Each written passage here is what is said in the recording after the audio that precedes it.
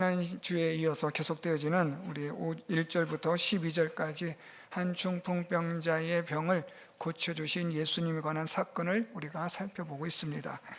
지난 시간 2장 1절부터 5절 말씀을 통해서 우리가 중점적으로 살펴본 것은 이 중풍병자와 또 중풍병자를 예수께 메어온 네 사람에 관한 믿음에 대해서 살펴보았습니다. 하나님의 말씀을 듣고 예수님의 말씀을 듣고 가르침을 듣고 또 하나님의 도에 관한 예수님의 말씀을 듣고 믿음이 생긴 이들이 예수님께 가면 이 병은 고침받겠다라는 믿음이 생겨서 중풍병자를 네 사람이 메워 가지고 온 것을 말씀을 드렸습니다. 그러면서 이들이 이렇게까지 예수님께 올 수 있었던 믿음에 대한 중요한 네 가지 특징을 우리가 살펴봤는데요. 그 첫 번째는 믿음으로 이들 모두가 하나가 되었다, 연합됨이라는 걸 보았고요. 이 중풍병자를 향한, 연약한 자를 향한 네 사람의 불쌍히 여기는, 긍휼히 여기는 사랑의 마음을 우리가 또 보았습니다. 또 이 중풍병자를 위한 믿음을 가진 사람들의 섬김과 헌신도 우리가 살펴보았고요. 어려움을 만났지만 그 어려움에 굴하지 않고 어려움을 극복하여 이겨내는, 그래서 지붕을 뜯어 중풍병자의 상을 예수님께 달아내릴 수 있는 그런 이들의 믿음의 모습의 담대함도 보았습니다. 그래서 예수께서는 그들의 이러한 믿음을 보시고 오늘 본문 5절 말씀이 시작이 되고 있는 겁니다. 오늘 본문 말씀에서는 예수께서 작은 자야 일어나 가라 라는 말씀인데요, 작은 자야 라고 말씀하신 것은 오늘 여러분들이 말씀을 보셨던 것처럼 예수께서 중풍병자와 그를 메워온 자들에게 하신 말씀입니다. 예수께서 그들의 믿음을 보시고 중풍병자에게 말씀합니다. 작은 자야 내 죄사함을 받았느니라. 예수께서 이렇게 말씀하시는데요, 작은 자야 라고 예수께서 말씀하시면서 오늘 본문 말씀 11절에 보면 일어나 내 상을 가지고 집으로 가라 라고 예수님이 그렇게 말씀하신 것을 따라 우리는 오늘 본문 제목을 작은 자야 일어나 가라 라는 제목으로 하나님 말씀을 살펴보려고 합니다. 지난 시간에는 믿음에 대한 주제를 우리가 살펴봤다고 한다면 오늘 본문에서는 이러한 믿음을 가지고 예수께 나온 자들에 대한 예수님이 이들을 어떻게 대하시는가, 믿음을 가지고 온 자들의 결과가 어떠한가, 이런 것을 우리가 집중적으로 살펴보려고 합니다. 오늘 예수께서는 하나님의 말씀을 듣고 믿음으로 예수께 나온 자들에게 오늘 예수님은 이 중풍병자를 향하여 작은 자라고 그렇게 말씀을 하십니다. 이 작은 자라고 예수님이 말씀하신 것은 중요한 몇 가지 의미가 있습니다. 두 번째로는 예수께서는 이 작은 자야라고 말씀하시면서 오늘 이 말씀에서 아주 중요한 내 죄 사함을 받았느니라 라는 이런 문제를 예수님께서 말씀하시고 해결해 주신다라는 겁니다. 그리고 이러한 죄 사함의 문제를 해결함 받은 자는 어떤 삶을 살아가게 될까 하는 것에까지 오늘 본문은 그것을 우리에게 말씀해 주고 있습니다. 그래서 이런 세 가지 관점에서 오늘 말씀을 살펴보려고 합니다. 첫 번째로 예수께서는 이 중풍병자를 향하여 말씀하시기를 작은 자야 라고 그렇게 말씀합니다. 이 작은 자는 중풍병자뿐 아니라 중풍병자를 메워온 사람들, 더 나아가 예수 그리스도를 믿는 사람들, 하나님의 말씀을 듣고 믿음으로 예수께 나온 모든 사람들, 그들에게 예수께서 작은 자야 라고 이렇게 말씀하신다고 보시면 됩니다. 오늘 예수님께서 작은 자야 라고 말씀하시는데 이 작은 자야 라는 이 첫 번째 의미는, 이 당시에 이 작은 자라는 이 헬라어는 부모가 자녀들을 사랑스럽게 부르는 호칭입니다. 그래서 이 작은 자라는 것은 부모가 사랑으로 그의 자녀를 대하여 부르는 그런 것으로, 이 작은 자라는 이 표현은 부모가 자녀에게 부르는 겁니다. 남의 자녀에게, 남의 자식에게 작은 자야 이렇게 부르지를 않는다는 말입니다. 자기의 사랑하는 자기 자식에게 작은 자야 라고 그렇게 부르는 거죠. 오늘 예수께서는 이 중풍병자를 향하여 말씀하시기를 작은 자야 라고 말씀하셨다면 이것은 부모가 자녀에게 부르는 호칭이라는 것을 생각해 볼 때에 이 중풍병자가 누구라는 겁니까? 하나님의 자녀라는 겁니다. 예수께서는 이 중풍병자를 하나님의 자녀로 예수께서는 받으셨다라는 겁니다. 그래서 작은 자야 라고 말씀을 하시는 겁니다. 여러분, 우리 모두는 하나님의 작은 자가 되는 줄 믿습니다. 하나님의 자녀가 되는 사람들은 하나님께서 그를 작은 자라 그렇게 하나님이 불러주시는 겁니다. 두 번째 의미는, 이 작은 자라고 말씀하신 것은 예수님의 사랑과 은혜와 긍휼의 표현입니다. 무슨 말인가 하면, 예수께서 이렇게 작은 자라고 말씀하신 것은 바로 이어 나오는 말씀과 연관이 되는데요, 내 죄사함을 받았느니라 라는 이 말씀에 작은 자라는 것이 포함이 되는 겁니다. 예수께서는 이 중풍병자의 죄를 용서하여 주시는 사랑과 은혜와 긍휼을 베풀어 주시는 하나님이시기 때문에 이 죄 가운데 있는 이 중풍병자를 향하여 예수님께서는 작은 자라고 부르신 겁니다. 그래서 이 작은 자라는 이 호칭은, 두 번째 의미는 하나님의 사랑과 은혜와 긍휼의 표현이라는 겁니다.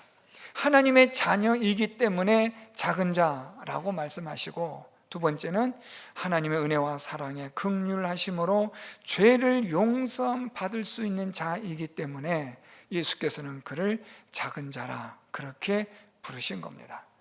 마지막 세 번째 의미가 하나 더 있습니다.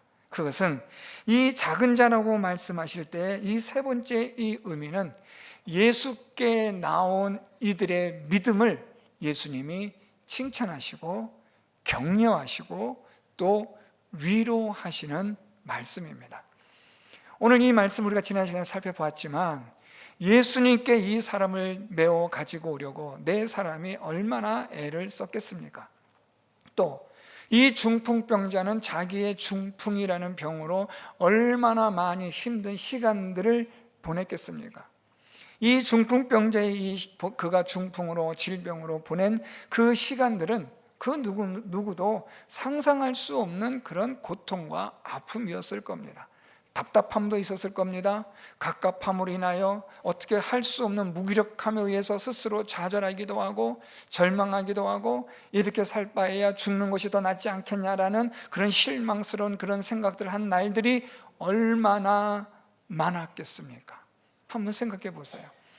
이런 가운데에서 오늘 예수님 앞에 믿음을 가지고 나온 이들을 예수님이 기뻐하시며 그들을 칭찬하시고 그들을 격려하시며 그들을 위로하시는 겁니다. 오늘 예수께서 작은 자야 라고 말씀하신 이 한마디에 아마 이 중풍병자는 가슴이 뭉클했을 겁니다. 예수님의 그 부르심의 한마디에 이 중풍병자는 그동안 자기가 받았던 서름, 그동안 자기가 가졌던 좌절과 절망의 그 시간들 속에 누구도 이해할 수 없고 누구도 용납해 줄 수 없는 그런 안타까운 삶을 살아왔던 그를 예수께서 작은 자라고 말씀하여 주심으로 이 중풍병자의 마음은 이 세상에서는 위로받을 수 없는 그 위로를 이 중풍병자는 받게 된 줄 믿습니다. 저는 우리 성도 여러분들이 하나님께서, 우리 예수님께서 여러분들을 향하여 작은 자야 라고 부르시는 하나님의 은혜와 사랑이 있기를 바랍니다. 하나님의 자녀가 되셔서 하나님이 여러분들을 향하여 사랑스럽게 부르시는, 그래서 여러분들의 죄를 용서해 주시는 그런 하나님의 은혜의 음성을, 하나님께서 여러분들을 사랑스럽게 부르시는 하나님의 말씀에 감동을 받는 우리 성도 여러분들이 될 수 있기를 바랍니다. 무엇보다도 지치고 힘든 여러분들의 마음을 위로해 주시고 격려해 주시고 안아주시는 우리 하나님의 은혜가 있기를 바랍니다. 여러분, 어떤 경우에는요, 힘든 분들 옆에 있을 때 어떤 경우에는 말입니다, 말이 필요치 않아요. 무슨 말을 우리가 하겠어요? 그냥 옆에 가만히 있어 주는 겁니다.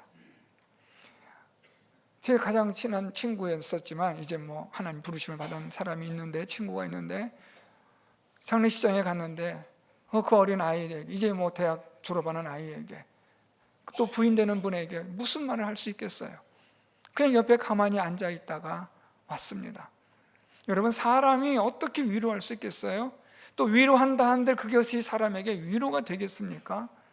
죽음뿐 아니라 질병으로 인해서, 사건과 사고 같은 일들로 인해서 또한 여러 가지 많은 어려움들 인하여 낙심되어지고 절망되어진 사람들에게 그 무엇이 그들의 마음을 위로할 수 있겠습니까? 오직 하나님의 위로, 예수 그리스도의 위로밖에는 없는 줄 믿습니다. 저는 여러분들을 우리 하나님께서 작은 자야 이렇게 위로하시고 만져주시고 안아주시는 그런 하나님의 은혜가 있기를 축복합니다. 오늘 예수께서는 이렇게 이 작은 자야 라고 말씀하시면서 오늘 말씀 보니까 내 죄 사함을 받았느니라 이렇게 말씀합니다. 오늘 여기서 우리는 약간 여러분 좀 이런 고민을 좀 해보셔야 될 필요가 있지 않을까 싶습니다. 왜 예수께서 왜 내 죄 사함을 받았느니라 라는 이 말씀을 하셨을까라는 겁니다. 왜냐하면 이 예수님의 말씀을 듣고 같이 있던 어떤 서기관들이 어떻게 생각하냐면 이 사람이 어찌 이렇게 말하는가, 신성모독이로다, 오직 하나님 한 분 외에는 누가 능히 죄를 사하겠느냐라는 생각을 하게 하는 발단이 되거든요. 예수님은 이런 말씀을 하시면 내 죄 사함을 받았느니라 라고 말씀하시면 여기 같이 있는 이 서기관들이 있는 걸 보셨으니까 이들이 분명히 이런 생각을 하실 것이라는 것을 다 아셨을 텐데, 그럼에도 불구하고 왜 예수님은 내 죄 사함을 받았느니라 라고 이렇게 긁어부스럼을 만드실까? 라는 겁니다. 여러분 그런 생각 안 해보셨나요? 차라리 오늘 본문에 있는 말씀처럼 우리 11절에 내가 내게 이르노니 일어나 내 상을 가지고 집으로 가라 이렇게 말씀하시면 서기관들이 뭐 괜히 가만히 가뜩이나 예수님을 꼬투리 잡으려는 사람들이지만 일부러 긁어부스럼 만들 필요는 없잖아요. 그런데 왜 예수님은 이렇게 긁어부스럼 만드시면서까지 내 죄사함을 받았느니라고 이렇게까지 말씀하시는 이유가 무엇일까라는 의문이 여러분 들지 않아요? 그냥 좀 편하게 그냥 말씀하셔도 되는데 일어나 내 상 가지고 가라, 네 병 다 나았다 가라 이렇게 간단하게 하시면 될 텐데 왜 이렇게 신성모독이라는 이런 말까지 들으시면서 비방거리가 되고 고소거리가 될 만한 이런 빌미를 예수님이 왜 제공하시냐라는 거죠. 두 가지입니다. 첫째는 오늘 본문에서 나타나고 있지는 않지만 성경의 전반적인 흐름 속에서 우리가 아셔야 되는 것은 죄는 모든 것들에 있어서의 원인입니다. 하나님이 이 세상을 창조하셨을 때, 여러분 주일 오후 예배 시간 참석하신 분들 기억하시겠지만 하나님이 이 세상을 창조하시면서 창세기 1장에서 계속 반복되고 있는 말씀이 무엇입니까? 하나님이 보시기에 좋았더라. 그러니까 여러분 하나님께서 이 세상을 창조하시면서 하나님 보시기에 좋았던 세상이에요. 완전한 완벽한 세상입니다. 어떤 분들이 노랫말로 뷰티풀 라이프라 그래요. 참 저는 그분 보면서 부럽다는 생각이 들어요. 얼마나 이 세상이 아름다우면 저렇게까지 표현할까. 하나님이 창조하신 세상은 여러분 완전한 세상이에요. 완벽한 거죠 여러분. 이런 완전하고 완벽한 이 세상이 일그러지고 이것이 왜곡되어지고 이것이 부패되어지고 타락되어지는 이 모든 결정적인 이유는 무엇이냐면 원인은 죄입니다. 죄가 이 세상에 들어오면서 이 죄로 인하여 아담이 타락하고 범죄하면서 이 세상은 이 모든 피조 세계는 탄식하게 되고 신음하게 된 거예요. 죄로 인하여 사람은 사망에 이르는 존재가 되었고요. 그래서 이런 사람에게는 항상 무슨 냄새가 나요? 죽음의 냄새가 있어요. 사람에게는 항상 사망의 냄새가 나는 거예요. 질병과 여러 가지 많은 고통과 사건과 사고 속에서 우리는 늘 항상 죽음의 그림자에서 우리는 떠날 수가 없죠. 여러분 우리 모두가 죽음에서 자유할 수 있습니까? 우리 모두는 지금 우리의 죽음이라는 걸 향하여 우리는 나아가고 있는 거잖아요. 이 모든 원인이 무엇이냐면 죄입니다. 죄가 세상에 들어오므로 사람이 사망에 이르게 된 자가 되었다라는 거예요. 그런데 이게 이 죄로 인하여 사망에 이르게 되었다라는 것이 그것은 결과이지 사망에 이르게 된 그 과정들은 여러분 생략한 거예요. 죽음으로 나아가는 우리 사람들에게 있어서 죽음의 냄새가 나고 죽음의 모든 부작용들이 드러나는 거예요. 그런 것 가운데 하나가 질병인 거죠. 그런 것 가운데 하나가 여러 가지 많은 우리를 아프게 하고 고통스럽게 하고 힘들게 하는 우리의 인생살이가 다 그런 거예요. 여러분 세상이 아무리 살만한 세상 좋은 세상 그래도 여전히 우리는 개인적으로 힘들고 어려운 인생을 살아가잖아요. 여러분 힘들잖아요. 어렵잖아요. 야 이제 살만하다, 2달에 쭉 먹고 살겠다, 그것도 잠시죠. 잠깐 동안 한눈 팔고 나면 언제 그랬느냐는 듯이 갑작스러운 어려움이 닥쳐오고 그 어려움에서 헤어나지 못하는 우리들의 모습들이 항상 반복되고 있잖아요. 이 모든 것들의 원인은 어디서 시작되느냐? 죄로 시작되는 거죠. 따라서 오늘 예수께서 이 중풍병자에게 일어나 내 상 가지고 가, 너 중풍병 다 고쳐줬어, 가, 이렇게 말씀하지 않은 이유가 무엇일까? 이 질문은 여러분 이렇게 생각하시면 돼요. 예수님이 이 세상에 왜 오셨을까? 이 질문과 맞닿아 있습니다. 여러분, 예수님이 이 세상에 왜 오셨을까요? 우리 병 고치러 오셨나요? 그러면 예수님 왜 그럼 아주 명의로 오시면 되죠, 여러분. 아주 대단한 명의로 오셔서 하면 되잖아요. 예수님이 이 세상에 왜 오셨을까요? 우리에게 육신의 배부름을 주게 오셨나요? 뭐 보리떡 5개 물고기 2마리로 5,000명 먹이시는 그런 기적을 보여주셔서 많은 사람들의 굶주림을 해결해 주시기 위해 예수님 오셨나요? 그럼 예수님 오시자마자 유엔을 만들고 무슨 뭐 난민 구조대 팀을 만들고 막 그러면 되잖아요, 여러분.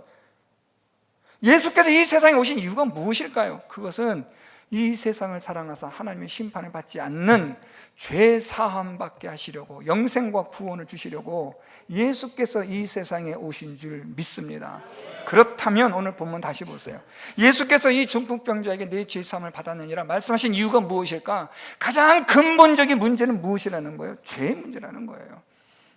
지금 여러분 우리 주변에 일어나는 일들이 이게 문제가 아니에요. 질병의 문제가 아닙니다. 여러분, 우리가 여러 가지 살아가는 인생살이의 어려움의 문제가 아니에요. 우리의 고통과 고난은 이 세상에 이미 죄로 부패되어지고 타락되어졌기 때문에 어쩔 수 없는 기정사실인 거예요. 이미 정해져 있어요. 우리는 그런 세상을 살아가고 있는 겁니다. 문제는 뭐냐면 이 죄로 인하여 나타난 현상이 아니라 이런 현상을 나타나게 하는 원인을 보셔야 된다는 거예요. 그 원인이 뭐냐? 그게 바로 죄라는 거죠. 그 죄의 문제를 예수님께서 지금 해결해 주시는 거예요. 이것만 해결되면 여러분, 우리가 질병 가운데, 어려움 가운데, 고난과 환난 가운데 있다 할지라도 넉넉히 이겨낼 수 있는, 감당할 수 있는 믿음을, 능력을 하나님이 주시는 거죠. 이 문제가 해결이 안 되면 우리는 이 죄의 문제로 인하여 여전히 고민할 것이고, 이 죄로 인하여 사망에 이르는 자가 될 것이고, 사망에 이르는 자가 되기 때문에 우리에게는 항상 죽음의 냄새가 우리를 따라다니는 거예요.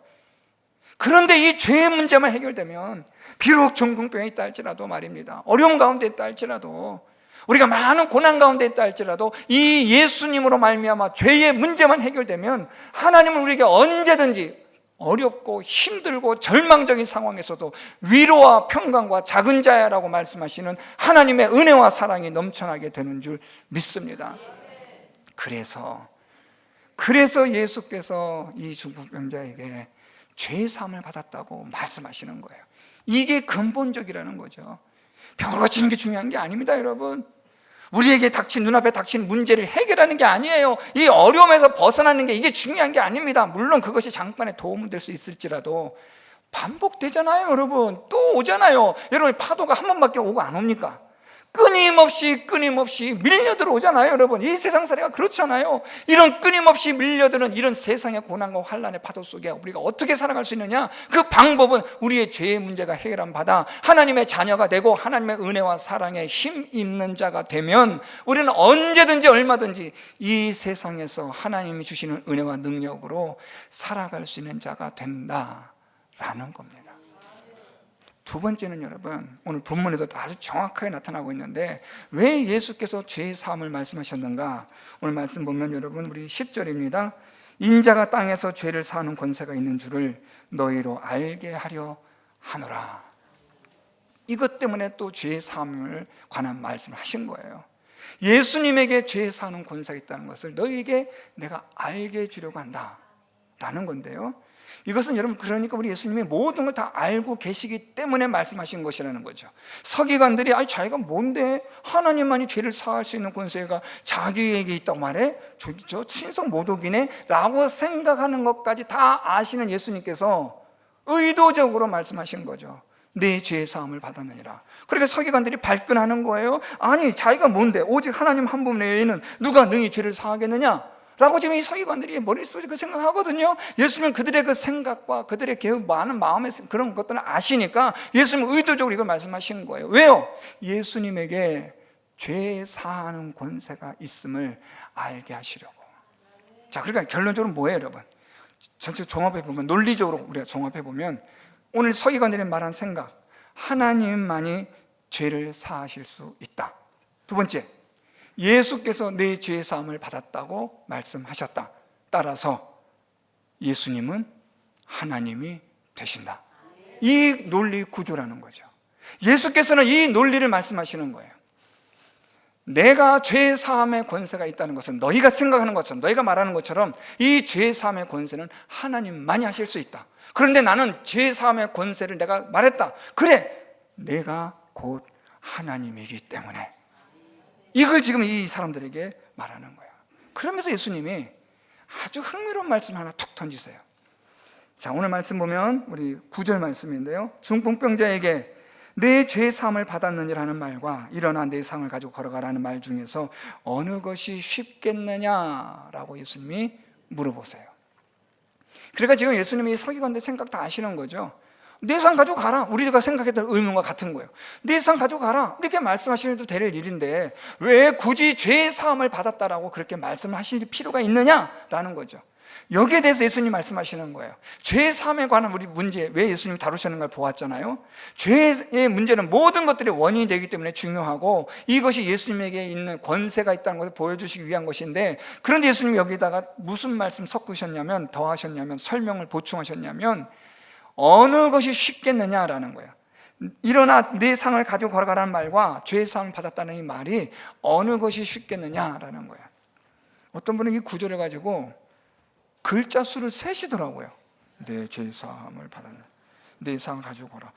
글자 수를 갖다 따지면 그런 얘기가 아니에요. 그 얘기가 아니라 어느 것이 쉽겠느냐라는 말은, 이 말을 이렇게 여러분 이해하시면 돼요. 어떤 것이 더 능력이 있는 것이냐라는 거예요. 내 죄 사함을 받았느니라 하는 이 능력이 크냐, 아니면 너 병 다 고쳤다 가라 하는 이 능력이 크냐라는 거죠. 당연히 죄 사함의 이 능력과 권세는 누구에게 있다고 사람들 생각해요? 하나님에게요. 병 고치면 여러분 의사들도 뭐 가끔 하잖아요. 죄송합니다. 의사분들 가끔 하면 주로 하잖아요.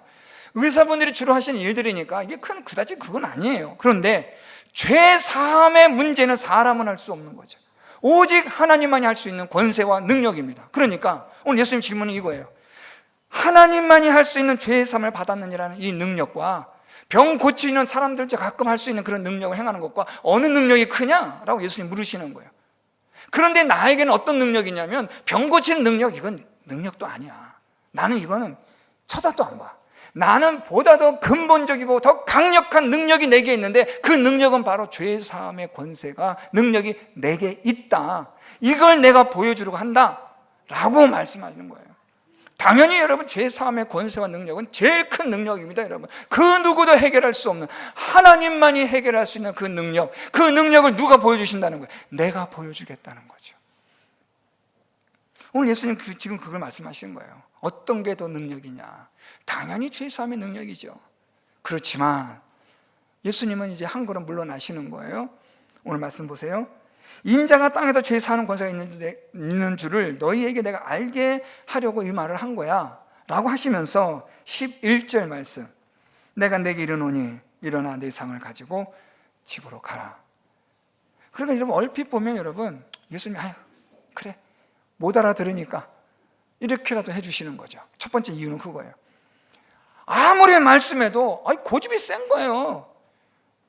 여러분, 사람이요, 무지하고 무식한 이유가 몇 가지가 있는데 그 중에 하나가 고집이에요. 난 그렇게 생각하지 않아 하면은 이거는 여러분 진짜 무슨 무엇으로도 해결할 수가 없는 거예요. 자기의 고집 때문에 망하는 거예요.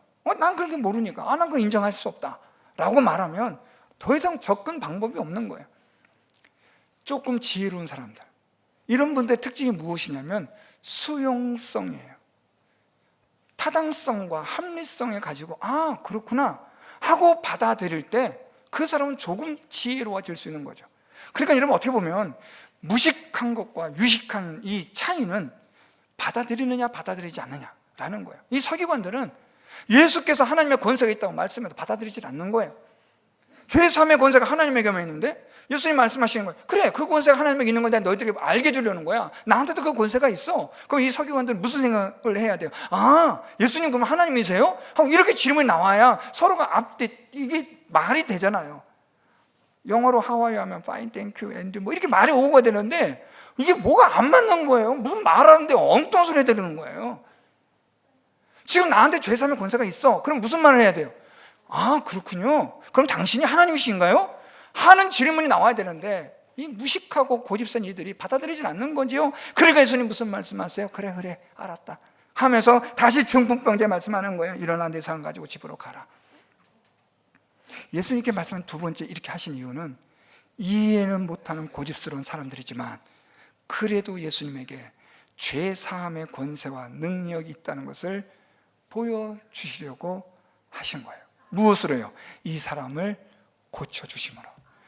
눈높이가 안 되니까 예수께서 하나님의 권세를 행하시면 하나님 되심을 이해해야 되는데 이거를 이해하지 못하는 고집스러움이 있으니까 그래 니네 말대로 내가 할게, 일어나 상 가져가라 얘기해 줄게. 자, 문제는요, 이 사람의 병이 고침을 받는다는 거죠. 마지막 말씀 볼까요? 그가 일어나 곧 상을 가지고 모든 사람 앞에서 나가거늘 그들이 어떻게 했다고요? 다 놀라 하나님께 영광을 돌리며 이르되 우리가 이런 일을 도무지 보지 못하였다 하더라. 깜짝 놀라는 거죠. 여러분, 이게 참 아이러니하지 않아요? 오늘 예수께서 어떤 말씀하셨어요? 내 죄사함을 받았느냐는 말과 일어나 내 상을 가지고 걸어가라, 어떤 게 더 권세 있는 능력의 말씀이냐? 당연히 죄사함의 문제죠. 그렇잖아요, 여러분. 그런데 이 사람들이 지금 무엇을 가지고 놀라는 거예요? 병 고친 거 가지고 놀라는 거예요. 아니, 예수께서 지금 하나님만이 하실 수 있는 죄사함의 권세를 말씀하셨을 때 사실은 이 말을 듣고 놀랬어야죠. 와, 이게 무슨 일입니까? 이거 하나님만 하실 수 있는 일인데 당신이 하나님이십니까? 하고 막 이렇게 놀라야 되는데 이들이 여기 놀라지 않아요. 오히려 이들은 그것보다 아무것도 아닌 병 고치는 일에 대해서 이들이 깜짝 놀라는 거예요. 그런데 예수님은 이렇게 해서라도 예수님에게 죄 사함의 권세가 있는 줄을 알게 하셨다라는 거죠. 저는 그런 생각해요. 무식하고 모자른 저를 하나님 참 이 부산말로 욕보신다 생각해요. 나 저를 볼 때 그래요. 알아듣지도 못하고 깨닫지도 못하는데 하나하나 난 놓고 기억자도 모르는 나를 하나님이 가르치시냐고 참 하나님 애쓰신다. 여러분, 우리 모두가 지금 그런 존재 아닙니까? 정말 깜짝 놀라야 될 것을 놀라지 않고 깜짝 놀라지도 않을 당연한 하나님의 능력에 대해서 우리는 깜짝 놀라고 관심 가지고 호기심 가지는 거예요. 와, 어떻게 이런 일이 일어날 수 있을까? 정말 놀라야 될 것을 놀라야 되는데 그런 것은 놀라지 않아요. 눈에 보이지 않고 나타나지 않는다고 해서 중요하지 않은 게 아니잖아요. 정말 더 중요한 건 여러분 보이지 않는 거죠. 나타나 보이지 않는 것들이 더 중요하고 사실은 그게 더 본질적인 겁니다. 그런데 우리는 자꾸만 만져지고 보이는 것이 더 크다고 생각하는 거예요. 오늘 예수께서는 이들에게 중풍병자를 고치심으로 무엇을 보여주신 거예요? 여러분, 이거 잘 하셔야 돼요. 중풍병자를 고치심으로 무엇을 보여주신 거예요?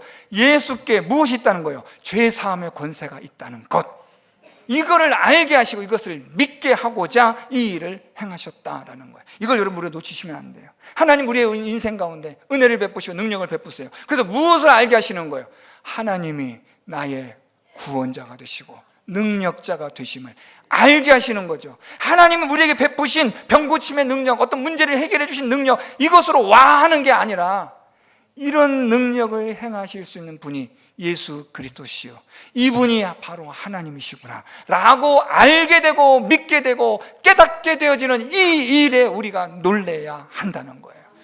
저는 우리 성도 여러분들이 이런 하나님의 위대하신 능력을 깨달아, 이 은혜와 사랑을 깨달아서 여러분 모두가 참으로 오늘 이 중풍병자를 고치심으로 말미암아 하나님의 위대하신 능력을 여러분들이 날마다 경험하시는 우리 모든 성도 여러분들이 될 수 있기를 바랍니다. 오늘 이 말씀에서 여러분 하나만 더 하고 마칠게요. 저는 이 말씀 준비하면서 참 제 마음에 감동했던 구절이 하나 있어요. 11절, 내가 내게 이르노니 일어나 내 상을 가지고 집으로 가라. 전 이 말씀이 참 가슴이 뭉클했어요. 한번 생각해 보세요. 중풍병자니까 몸을 마음대로 어떻게 가누지를 못하잖아요. 팔다리를 마음대로 움직일 수가 없잖아요. 그렇죠? 말도 다 잘 제대로 못하잖아요. 한번 생각해 보세요. 이 사람이 얼마나 움직이고 싶었을까? 얼마나 제대로 말하고 싶었을까? 자기 손으로 밥을 먹고 싶었을까? 여러분, 어떤 이 병원에 있는 분들 보면 어떤 분들이 수저를 드시는데 식사한 거 제가 보면 참 마음이 아파요. 이게 손이 떨리니까 이게 안 되는 거예요. 참 또 안타까운 건 그런 분들 옆에서 누가 도와주면 되는데 마침 그날이 그 시간대 그랬는지 모르지만 이분이 혼자 식사하시는데 이게 안 돼요. 오늘 이 중풍병자가 얼마나 자기의 정상적인 그런 생활들을 꿈꿔왔을까? 얼마나 많이 그런 생각들을, 상상의 나래를 펼쳤을까? 자기 발로 일어나 뛰어다니는 것을 꿈으로 얼마나 많이 꿨을까? 그런데 꿈과 같은 일이 현실이 되는 거죠. 예수께서 일어나 상을 가지고 가라. 예수님의 이 말씀을 통해서 이 사람이 일어나 가게 됩니다. 집으로 가라. 여러분, 이 집으로 오라는 이 표현도 참 흥미롭지 않아요? 예수께서 그냥 일어나 가라 하셔도 되는데, 일어나 집으로 가라. 여러분, 집 하면 여러분 뭐가 떠오르세요? 여러 가지 많은 것이 떠오를 수 있지만, 쉼, 안락함, 평안함. 오늘 예수께서는 이 사람을 평안한 삶으로 가라고 말씀하는 거예요. 많이 힘들었지? 많이 고생했다. 이젠 가라. 예수께 믿음으로 나오는 자들에게 모든 죄를 사하실 수 있는 권세 있는 우리 주님께서 일어나 가라 우리에게 말씀하여 주실 줄 믿습니다. 그때까지 믿음으로 끝까지 버티시고 인내하시고 주님께 한 걸음 한 걸음 나아가시는 우리 모든 성도 여러분 다 될 수 있기를 예수 그리스도의 이름으로 축원드립니다.